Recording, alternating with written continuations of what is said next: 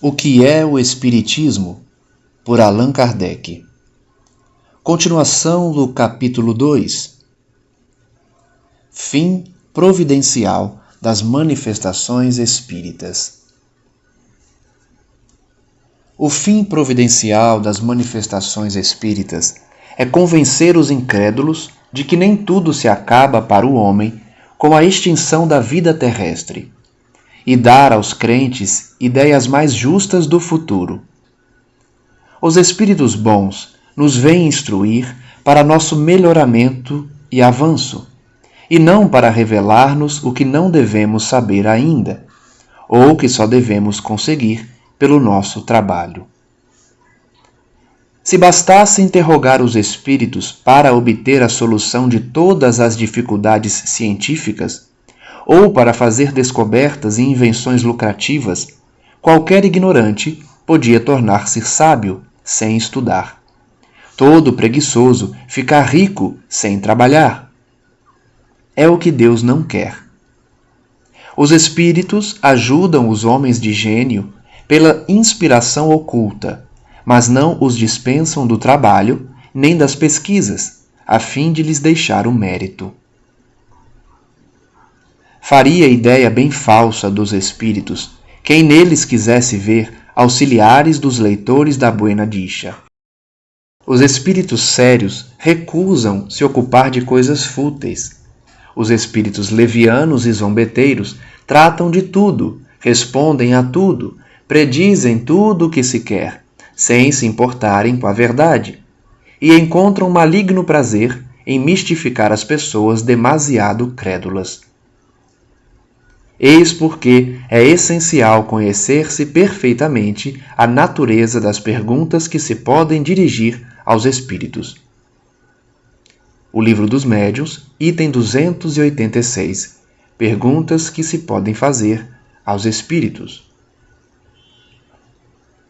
Fora daquilo que possa ajudar o nosso progresso moral, só há incerteza nas revelações que se podem obter dos espíritos. A primeira consequência má, para aquele que desvia sua faculdade do fim providencial, é ser mistificado pelos espíritos enganadores, que pululam ao redor dos homens.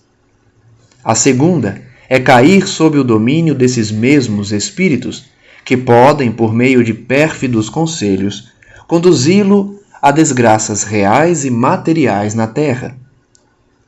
A terceira é perder, depois da vida terrestre, o fruto do conhecimento do Espiritismo.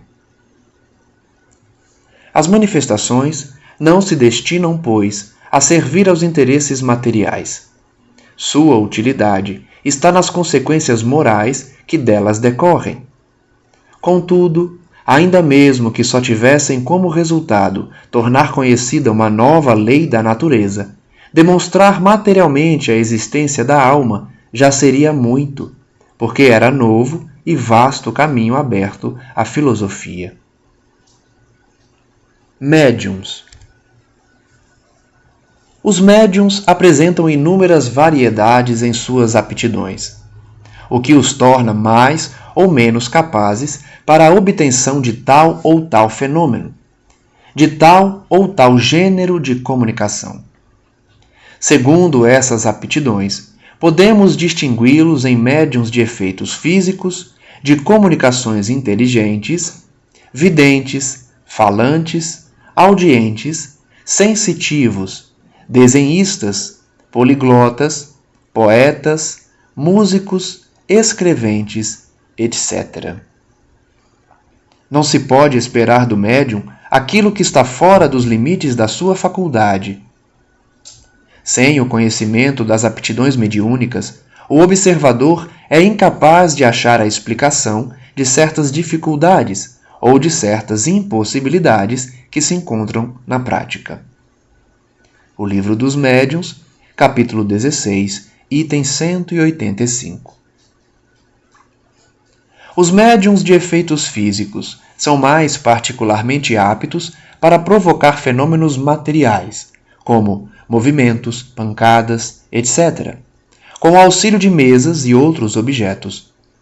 Quando esses fenômenos revelam um pensamento ou obedecem a uma vontade, são efeitos inteligentes, que por isso mesmo denotam uma causa inteligente. É um dos modos pelos quais os espíritos se manifestam. Por meio de um número de pancadas convencionadas, obtém-se as respostas sim ou não, ou então a designação das letras do alfabeto, que servem para formar palavras ou frases.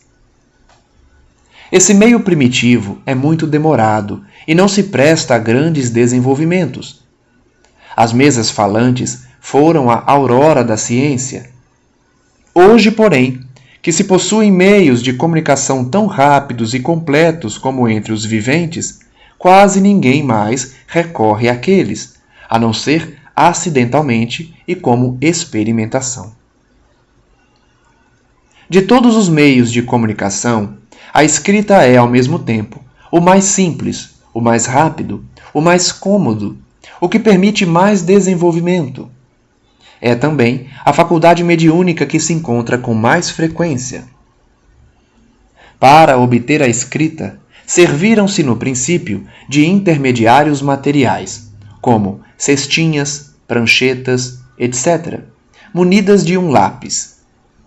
O Livro dos Médiuns, capítulo 13, itens 152 e seguintes.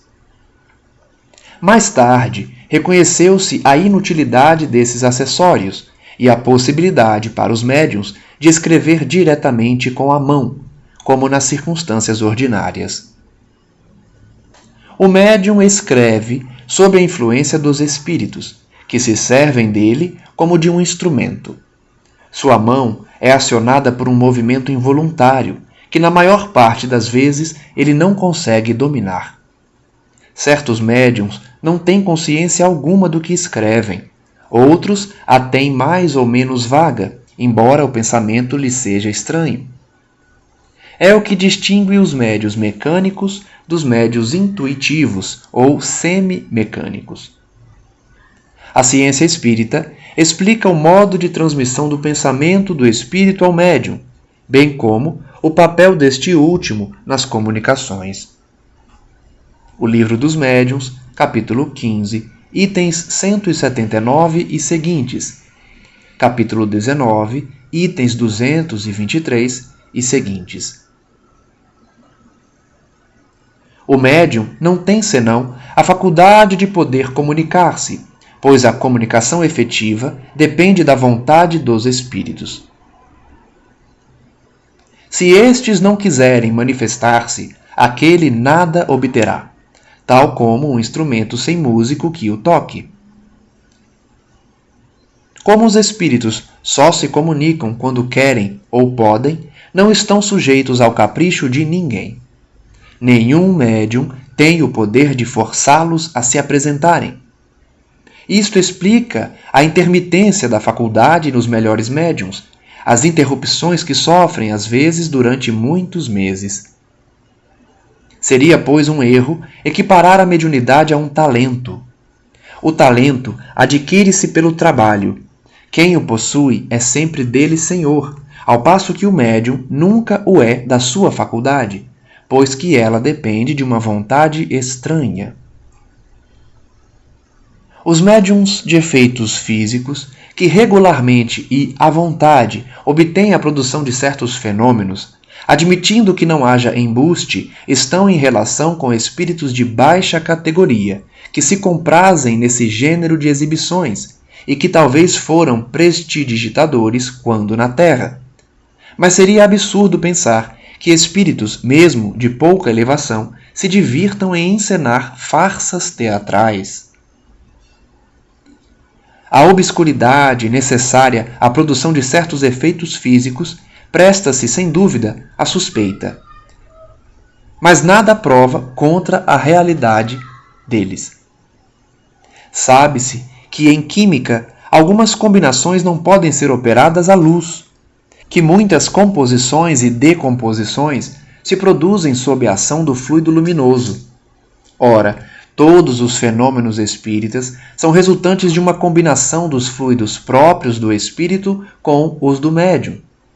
Desde que esses fluidos são matéria, não admira que, em certas circunstâncias, essa combinação seja contrariada pela presença da luz. As comunicações inteligentes realizam-se igualmente pela ação fluídica do espírito sobre o médium, sendo preciso que o fluido deste último se identifique com o do espírito. A facilidade das comunicações depende do grau de afinidade existente entre os dois fluidos.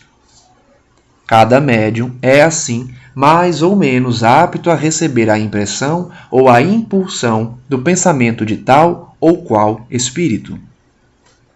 Pode ser bom instrumento para um e péssimo para outro. Resulta daí que, se achando juntos dois médiuns igualmente bem dotados, o espírito poderá manifestar-se por um e não por outro.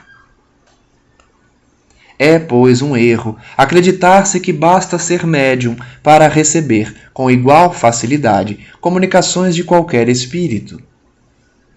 Não existem médiuns universais para as evocações, nem com aptidão para produzir todos os fenômenos.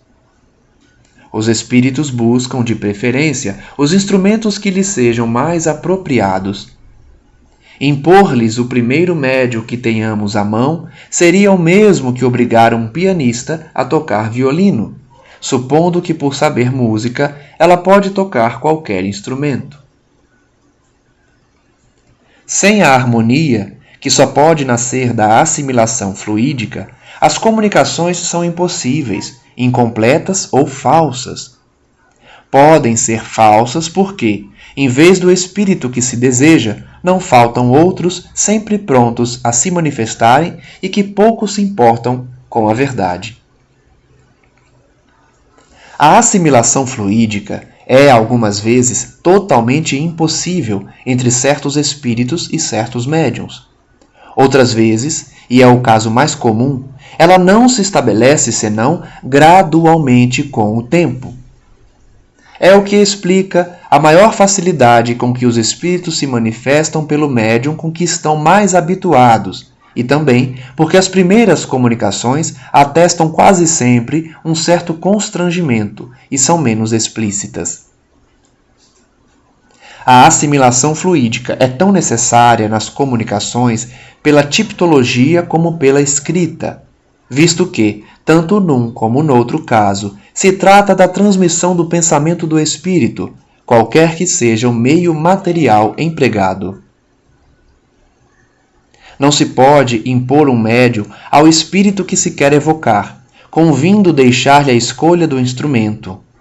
Em todo caso, é necessário que o médium se identifique previamente com o espírito, pelo reconhecimento e pela prece, ao menos durante alguns minutos, e mesmo muitos dias antes, se for possível, de modo a provocar e ativar a assimilação fluídica.